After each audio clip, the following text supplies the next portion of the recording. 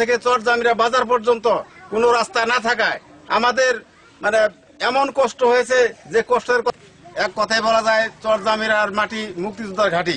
শিক্ষিত গ্রাম হওয়া সত্ত্বেও আমাদের গ্রামটি সরিষাবাড়ি থেকে বিচ্ছিন্ন সুপরিচিত এলাকা।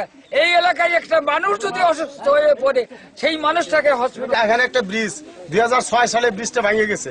এই ব্রিজ ভাঙার পরে সবচেয়ে বড় কঠিন হলো আমাদের সরিষাবাড়ির সাথে যোগাযোগ বিচ্ছিন্ন। এক মাস্টারের বাড়ির পিছে আমরা ব্রিজ চাই, স্কুলে আসার সমস্যা হয়। মাঝনাবাড়ি, ছেন্নেশ্বর, বারোই পুটল